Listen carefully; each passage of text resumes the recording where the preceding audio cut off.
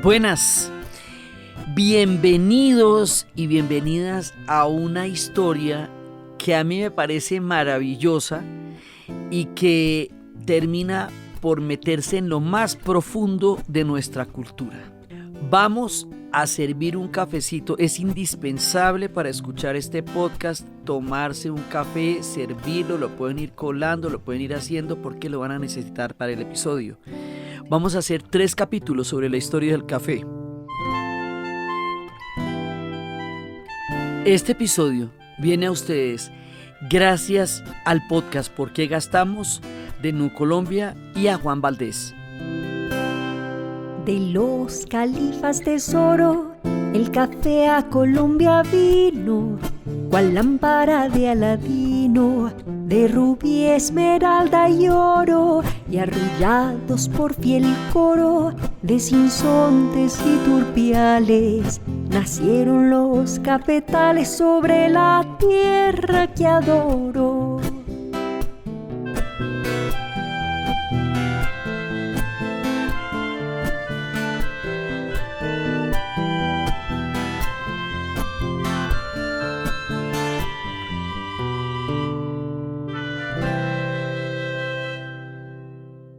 Entonces empezamos con los orígenes, cómo se va transmitiendo, cómo llega a Occidente, cómo llega a Europa y cómo alimentará las grandes revoluciones y las grandes ideas y el pensamiento, cómo llegará a América Latina, cómo llegará a Colombia y cómo se convertirá en una parte absolutamente entrañable e indispensable de nuestra cultura.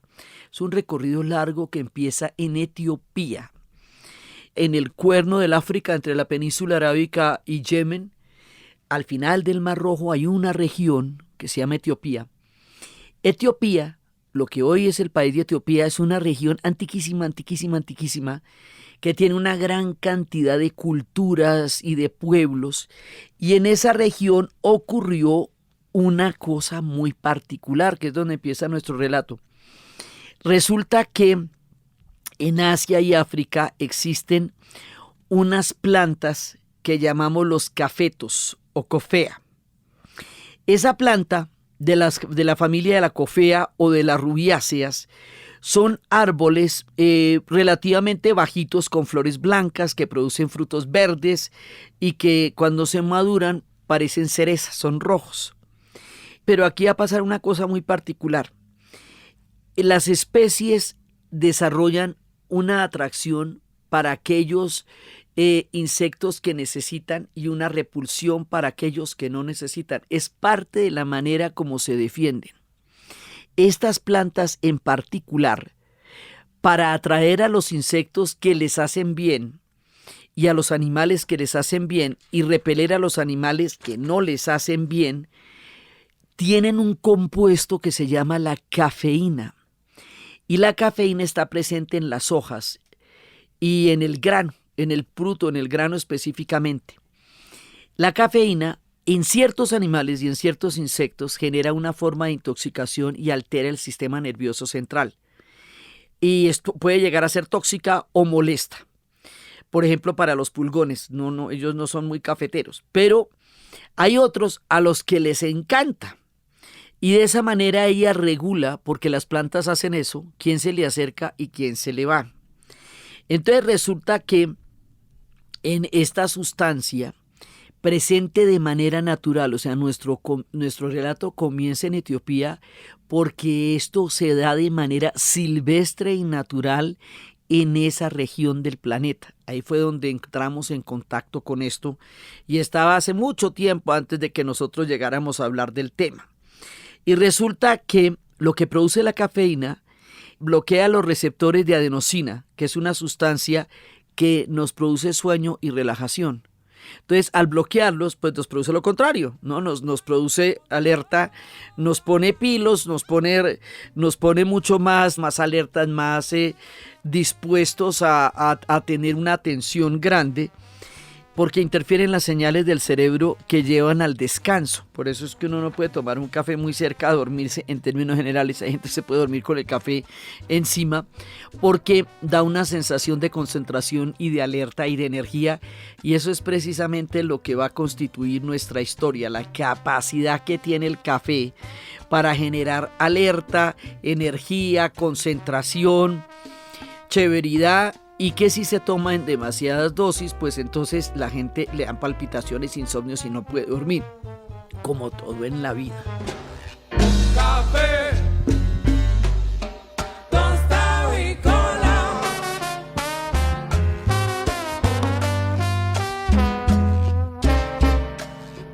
Café,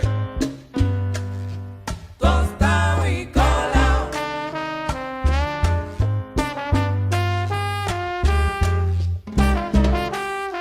Sentado yo un día esperando mi café, a mi abuelita casualmente yo le pregunté. Pero entonces, ¿cómo es que estas plantas que están allá en Etiopía llegan a ser descubiertas por nosotros los humanos hasta convertirse en una historia que va a llegar hasta el eje cafetero? O sea, de cómo vamos a llegar de Etiopía al eje cafetero en 3 capítulos. Pues empezamos por las montañas de Cafa. Abuelita de mi vida,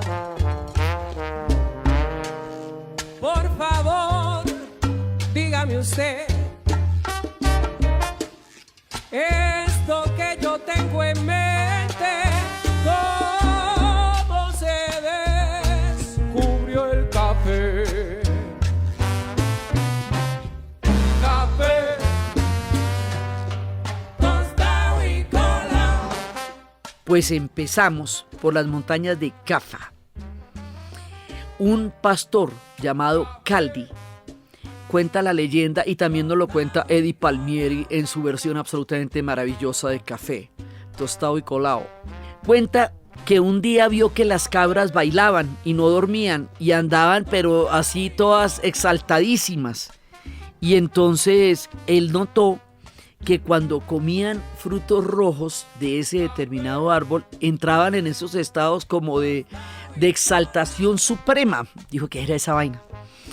Y entonces se la llevó a un monje. Entonces hay un montón de leyendas. Unas dicen que el monje inmediatamente lo quemó porque dijo que eso era veneno, pero que el aroma del café tostado le pareció tan delicioso que decidió colarlo y convertirlo en una infusión. Tostado y colado.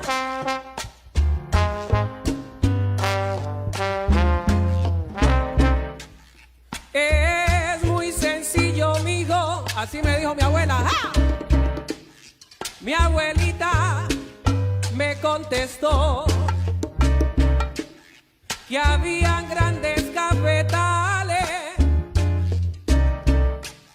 y un viejito observó. Otros dicen que se lo llevó a los monjes en los monasterios. Unos dicen que eran los coptos y otros dicen que eran los sufíes. ¿Por qué? Porque es que resulta que en Etiopía es un cruce de culturas y religiones. Hay un cristianismo muy, muy antiguo en Etiopía. Hay un judaísmo muy, muy antiguo en Etiopía. Y el sufismo, una corriente anterior al Islam y luego islámica, que sería una forma de espiritualidad muy tremenda, también está presente en Etiopía. Por eso la leyenda varía según quien la cuente. Entonces, si la cuentan los coptos, que es una forma de cristianismo, eran a ellos a los que se les dio el café, o si la cuentan los sufis, era a ellos a quien se les dio el café. El asunto es que hay unos monjes, en eso estamos de acuerdo. Los monjes descubren que esta bebida les facilita la vigilia para las largas horas de oración y de ayuno, para la posibilidad de que la vida espiritual sea más fácil. Esta bebida la favorece. Entonces ahí empiezan los monjes a tomarse un cafecito y ahí empezamos como a hablar de las cosas.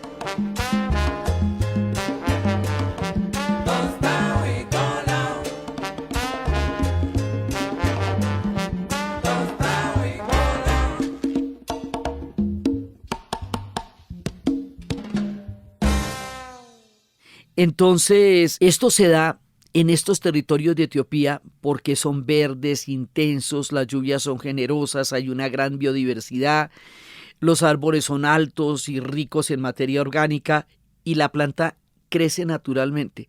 Digo naturalmente porque después va a crecer con intervención humana, pero ahí se daba naturalmente la cofea arábica. Después habrá otra cofea que se llama la robusta, pero de eso vamos a hablar más adelante, porque tenemos tiempito para contarles esta historia. Entonces, resulta que la palabra café creemos que viene de cofea, de cofa, que es este árbol, y Etiopía constituye la primera cultura cafetera del mundo. Y esto es muy importante porque es el origen. No siempre lo mencionan y muchas veces los europeos que suelen tomarse las historias se toman la historia del café y queda como que el café lo vinimos a descubrir fue a partir del momento en que ellos lo consumen, pero por allá hacía rato que estábamos en estas. Entonces, esto se va a volver una infusión. Cuando ya se pillan que los granos producen este tipo de efectos, empiezan a hacer infusiones. Esa infusión se vuelve un ritual social, espiritual, profundamente comunitario, como sería la cultura del té en la China o en el Japón, donde la ceremonia del té es una cosa bastante ritual. Hay una característica del café que lo tiene desde el principio de los tiempos, y es que el café tiene una posibilidad de socialización. La misma capacidad de alerta genera comunicación. Es una bebida que llama que la gente charle. Fíjate tú. La gente se sienta, se toma un café. Este relato lo estamos haciendo desde Colombia. Y en Colombia el café atraviesa absolutamente todas nuestras formas de socialización. Y por eso uno dice tomémonos un café para iniciar cualquier tipo de comunicación en la vida. Cualquier socialización. Negocio, romance, amistad, parcería, lo que sea, atraviesa por un café. Y si uno va a un lugar donde no le ofrecieron café, la miseria es total porque dice que no le dieron ni un tinto. Tinto es la manera como en Colombia se llama el café. Es bien curioso porque más adelante se conocería como el vino de Arabia y nosotros lo llamamos tinto, pero eso es en Colombia nomás. En el resto de los lugares se llama pues café. Menos en Venezuela que se llama guayoyo o guayoyito. Sí, guayoyo sí es grande y guayoyito sí es pequeño. Y si tiene leche, se llama un con leche. Entonces, pero estamos hasta ahora en Etiopía de por allá.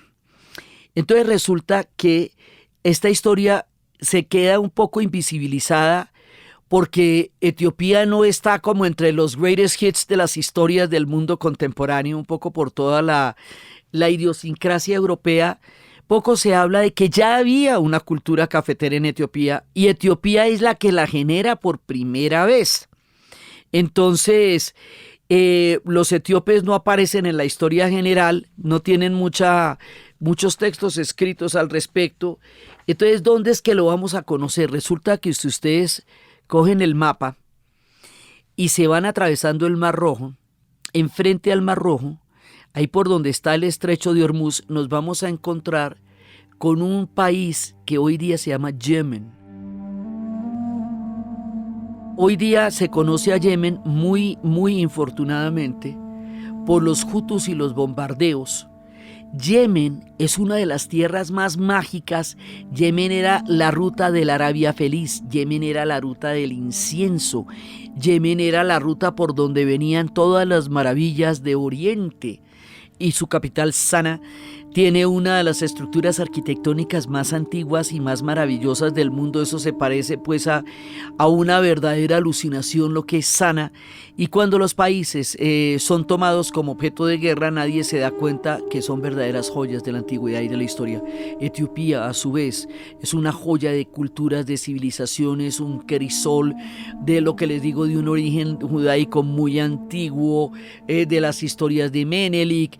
De allá viene la herencia espiritual de los rastafaris, porque los jamaiquinos más adelante, buscando un origen, se remitirán a Etiopía, único país que no fue esclavizado durante la colonización europea de los siglos XVI, XVII, XVIII y XIX. y resulta que toman de ellos las antiguas tribus de Tafari y sobre Haile Selassie, la única descendencia que no fue interrumpida de los linajes africanos durante tantos siglos, para crear el movimiento Rastafari, que tiene su origen allá en Etiopía. Y es muy importante porque ese es el referente histórico y espiritual que ellos tienen, y allá desde el punto de vista cristiano está la cruz del Libela, que es una maravilla impresionante. Entonces hablamos de la gran Etiopía, hablamos de la Arabia Feliz, hablamos de la maravilla de lo que fue Yemen en esa época, porque es importante recordar que las sociedades, aun cuando atraviesan conflictos, no siempre lo fueron, y no fue esa su única referencia en el mundo. Pero al atravesar la Arabia Feliz, ¿qué pasa? Que van a llegar a Europa. Por ahí en algún momento nos vamos a comunicar con los europeos, específicamente con los italianos, pero todavía no pasa eso.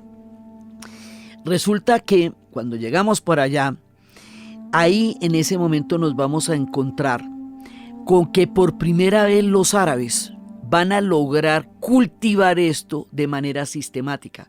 Es decir, no tomar solamente los frutos que se daban de forma silvestre, sino poderlo convertir en un cultivo que los humanos pudieran llegar a manipular, ¿sí? Domesticar la planta. Pero en Yemen no hay estos bosques, no hay estas alturas. La razón por la que se da silvestre en Etiopía es porque ellos tienen montañas, tienen alturas, tienen humedades que curiosamente se parecen a nuestra geografía del eje cafetero. Ya veremos eso cuando lleguemos acá, y eso permite que se pueda dar de esa manera. Pero aquí esto es árido. En el mundo arábico y pasando por Yemen, eso es bastante árido. Y entonces ahí toca inventarse la manera de que se dé el café, y pues tienen suelos secos, climas extremos, altitudes elevadas. Entonces, ¿qué hacen los árabes? Los árabes, que son los duros del manejo del agua y de la agricultura, desarrollan unas técnicas de cultivo de terrazas que recolectan aguas lluvias y crean un entorno ideal para que el café florezca. Ellos son verdaderos magos de todo lo que es el agua y los cultivos, y la prueba más grande que uno vería de eso es la manera como ellos hacen la Alhambra, que en realidad es un monumento al agua y a la arquitectura más maravillosa.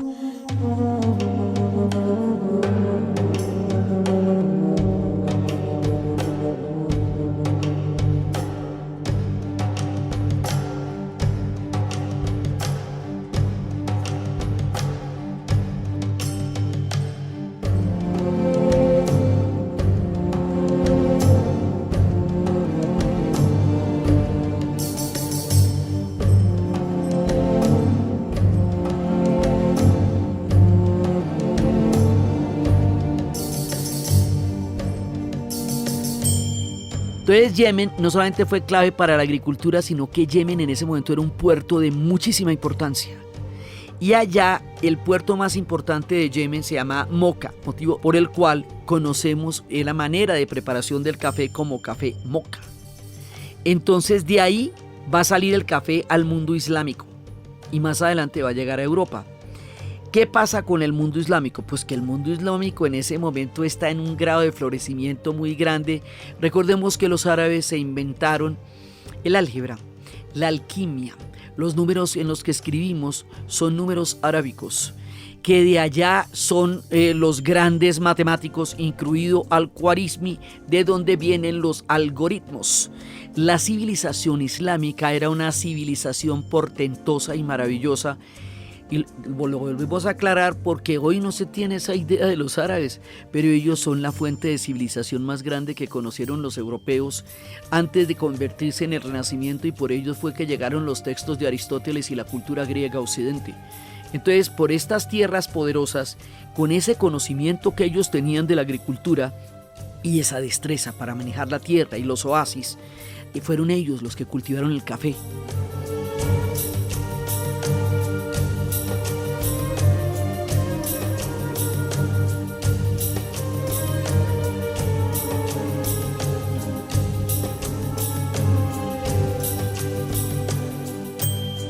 Una vez cultivándolo, empezaron a crear las casas de café.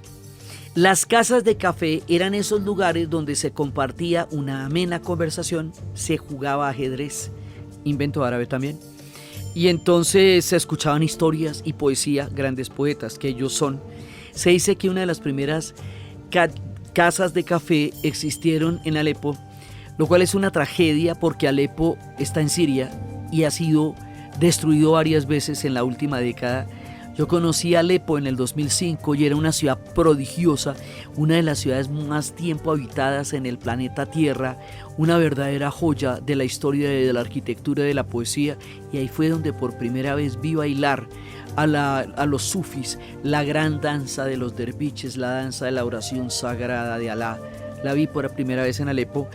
Es muy triste en esta primera etapa de las rutas del café tener que recorrer parajes otrora tan magníficos y hoy convertidos en lugares donde la guerra ha hecho estragos y sigue haciendo estragos.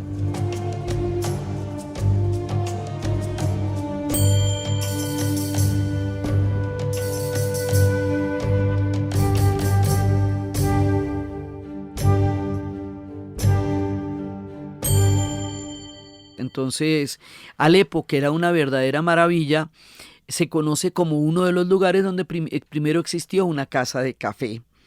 Pero realmente nosotros vamos a tener el registro de estas casas de café es en la preciosa y hoy todavía preciosa Estambul, en el año de 1475. Pero para llegar allá la vuelta es larga porque ¿cómo sería de importante la cultura árabe que nosotros conocemos el café como el café arábico?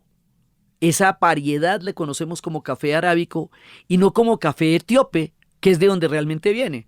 Entonces, para nosotros, las referencias son los árabes, porque los árabes eran el mundo, eran la civilización en esa época. Entonces, el café va llegando donde los árabes, pero acuérdense que esto lo hemos hablado muchas veces, los árabes que tenían un mundo compuesto por califatos, que habían organizado el mundo después de la muerte de Mahoma en califatos y que habían creado las grandes dinastías de los abasíes y de los omeyas, después van a ser invadidos por los turcos otomanos. Y los turcos otomanos van a tener un imperio muy grande porque no solamente va a tener toda la península de Anatolia, sino que va a llegar hasta va a llegar por todo el norte del África. Entonces, ¿qué pasa? Los turcos otomanos van a reemplazar el poderío que antes de ellos fue de los árabes, pero van a crear un imperio que también va a estar en Europa, que es lo que la gente no tiene como tan claro, porque siempre piensan en el país de Turquía, pero eso también llegó a Europa por los Balcanes, por la Bosnia-Herzegovina. Entonces, los otomanos van a constituirse también en admiradores de esta bebida, también van a ser casas de café, por eso la tenemos registrada en Estambul, porque Estambul realmente era pues el corazón del mundo de los otomanos y ellos empiezan a tener lugares de encuentro. Hay un común denominador del café desde sus orígenes y es la capacidad de charlar, conversar y socializar. Ahí me tomo otro sorbito de café mientras se los cuento, alrededor de una taza de café. Sobre todo es que en el mundo musulmán, en el mundo islámico, está prohibido el alcohol. Entonces la gente pues no se encuentra para emborracharse, pero sí se encuentra para charlar. Entonces el café llena todos los requisitos de una civilización que conversa, que hace poemas, les permite estar juntos sin emborracharse. Es una bebida no solamente legal, sino una bebida altamente apreciada dentro de la cultura tanto árabe como otomana, primero por los árabes y luego por los otomanos. Entonces resulta que por la vía de los otomanos van a llegar también a Venecia, y al llegar a Venecia se van a encontrar con la gran ciudad. En ese momento en el Mediterráneo había grandes ciudades-estado, una era Venecia, otra era Ragusa, que después conoceríamos como Dubrovnik, otra hora era Génova, otra era Florencia.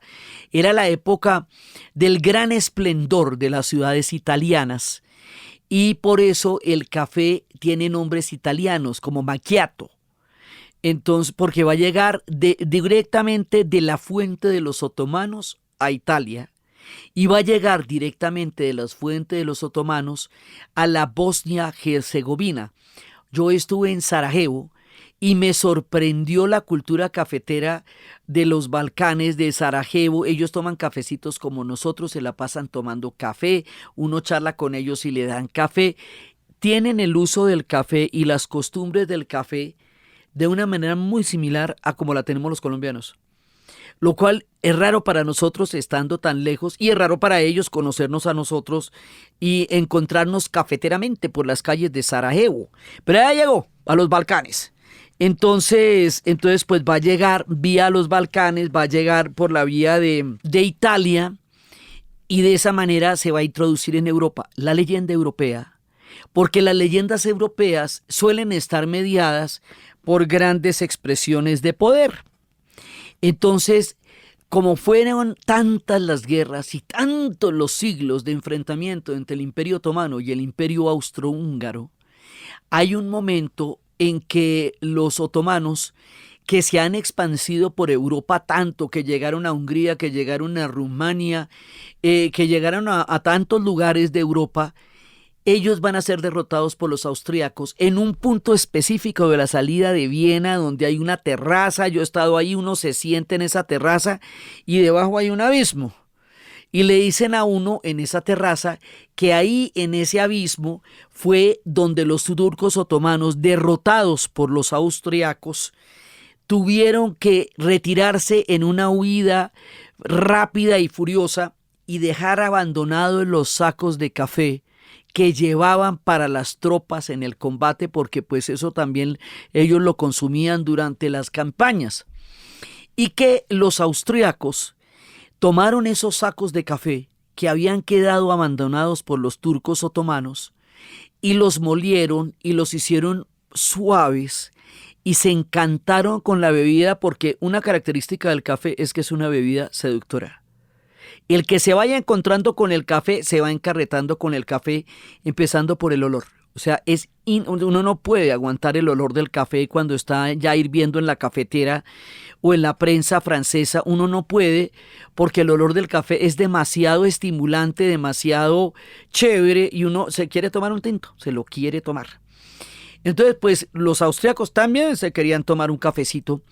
Lo molieron, lo sofisticaron y lo volvieron un lugar para crear cafeterías, centros de reuniones de café. O sea, desde la mera misma Etiopía, pasando por todo el mundo europeo, el café logra reunir a la gente, ponerla a conversar y hacer cafeterías. Y esa, o sea, no está tanta en la historia de la planta como de la capacidad de convocatoria que tiene. Y que siempre uno ve un café y ahí mismo monta una mesa y 3 parceros y se pone a echar carreta. Entonces eso van a hacer los austriacos también. Como los austriacos vencieron a los otomanos allá, parte de lo que refuerza la victoria de su leyenda fueron los sacos de café que dijeron que habían abandonado en esa terraza que les digo que eso es un alto a la salida de Viena, una barda que está hecha en piedra. Y uno se sienta ahí y mira para abajo y se imagina los sacos de café abandonados por los turcos otomanos. Si eso fue exactamente así o no, es como los austriacos lo cuentan, y es a partir de lo cual los austriacos se empoderan del relato cafetero para hacerlo parte de la cultura europea.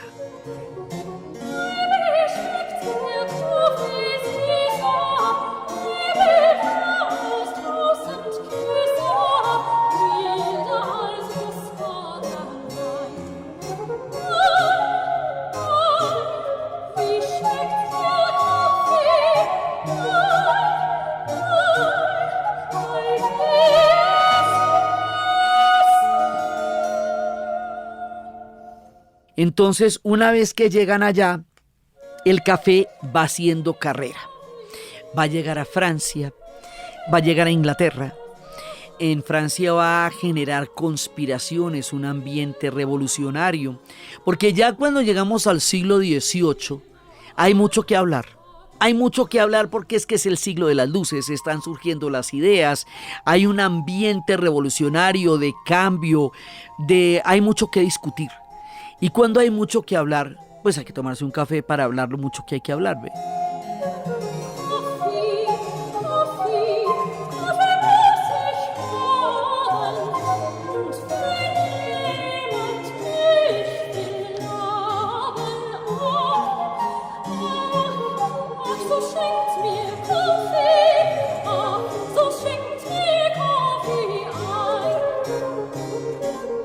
Entonces esto va generando un espíritu que lleva la conversa. Y cuando hay mucho tema, pues con mayor razón. Entonces esto se va exponiendo por toda la Europa y se va volviendo como un combustible de las ideas.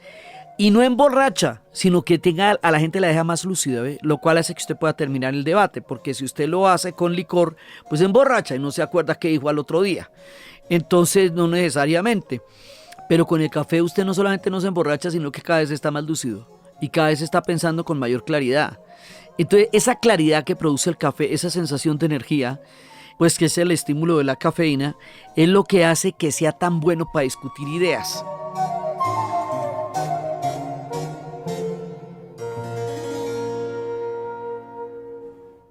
Entonces se van a crear las tertulias de café. Y esto va a generar toda clase de reacción en la cultura. Hay una queja fabricada que decía que las mujeres se quejaban de que los maridos se pasaban mucho tiempo en los cafés conversando y cumplían poco con su deber. Después dicen que no, que eso era una calumnia que le inventaron al café y a las mujeres.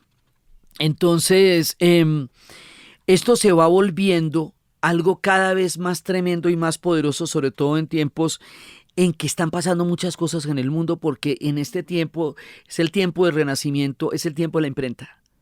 Y la imprenta va a permitir que las ideas puedan circular en textos impresos que antes estaban guardadas en las abadías, hechas por los copistas, de una manera tan preciosa, ritual y maravillosa, pero que nadie más podía conocer porque nadie sabía leer y no podían salir de las abadías. Pero cuando ya se inventa la imprenta, entonces las ideas van a circular tanto por la imprenta como por las cafeterías, porque se interrelacionan. Entonces el café ya hace rato salió del dominio de los turcos otomanos para llegar a los europeos.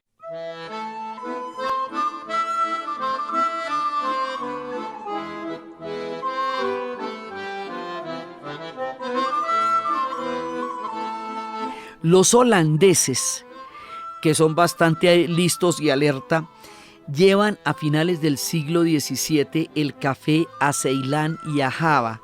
Ceilán, hoy Sri Lanka.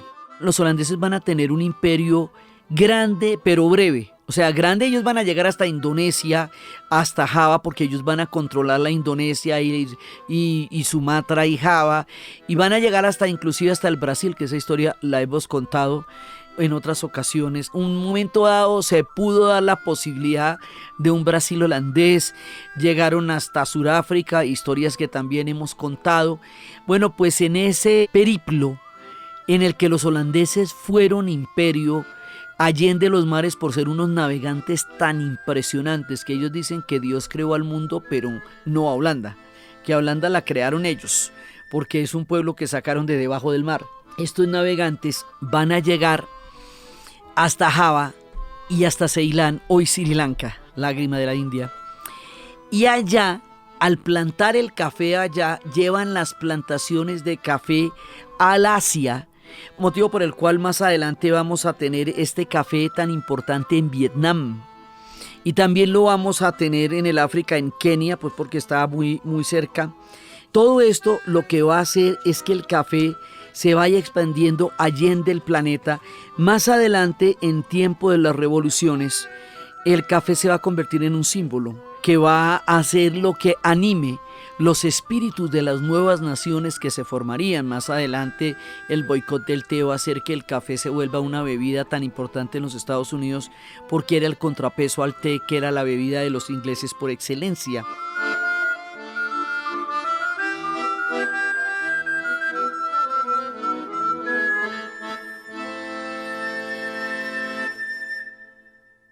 Entonces el café va a llegar al otro lado del mundo y aquí todavía estamos en lo que llamamos el viejo mundo. Todavía no ha llegado al Brasil, que llegará, pero ya está en Vietnam y ya está en el Asia. Entonces, este mismo café después va a llegar a América y va a llegar de diferentes maneras. Eso es parte de la historia que les vamos a contar, pero por ahora dejamos las cafeterías prendidas con la gente lista conversando, porque en el siguiente capítulo vamos a contar las revoluciones. Vamos a contar cómo un ambiente de ideas, de discusiones, de proyectos históricos, de cuestionamientos profundos, donde van a salir las ideas de los derechos humanos, de lo que van a ser los derechos del hombre y del ciudadano, la idea de la ciudadanía, la idea de la razón como forma de entender el mundo, la idea de la ilustración, todo el empirismo que van a desarrollar los ingleses, todo eso se hace con un cafecito. Entonces al café nosotros también le debemos el esplendor de las grandes ideas de la Ilustración que harían en el futuro los estados modernos y los estados de derecho. Todas estas cosas que constituyen hasta el momento la cultura en la que nosotros construimos lo que es la civilización y los estados de derecho se hicieron tomándose un cafecito. Entonces esas historias tan fantásticas las vamos a contar en el siguiente capítulo, segundo de nuestra serie de 3, sobre la historia del café y la cultura cafetera. Por ahora lo importante era descubrirlo en Etiopía y ponerlo a circular por el mundo, moviéndose a través de las culturas, de los pueblos, de los juegos, del ajedrez, de las ideas, hasta llegar a un punto en que va a ser capaz de cambiar ese mismo mundo que un día se sentó a tomar un café para pensarse de una manera diferente.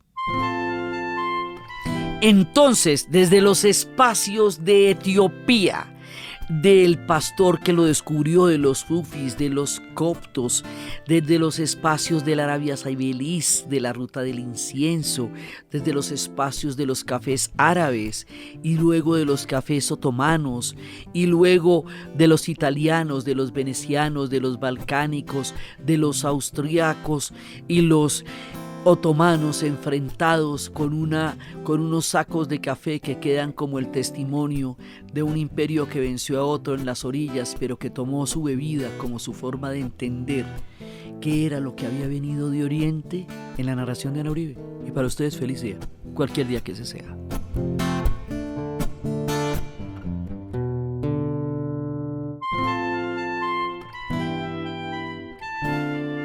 Este podcast fue grabado en Los Gatos Studio y fue posible gracias al equipo de dianauribe.fm, que está integrado por Diana Uribe, Diana Suárez, Arturo Jiménez, Milena Beltrán y la edición y musicalización de Eduardo Corredor Fonseca.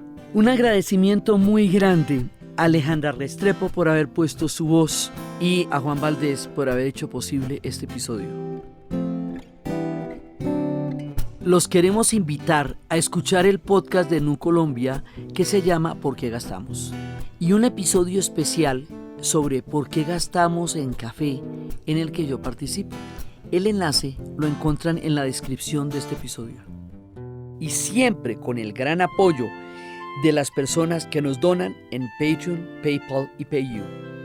Estamos en redes sociales y en el canal de YouTube como @dianauribe.fm. De los califas tesoro, el café a Colombia vino, cual lámpara de Aladino, de rubí, esmeralda y oro, y arrullados por fiel coro de sinsontes y turpiales, nacieron los cafetales sobre la tierra que adoro.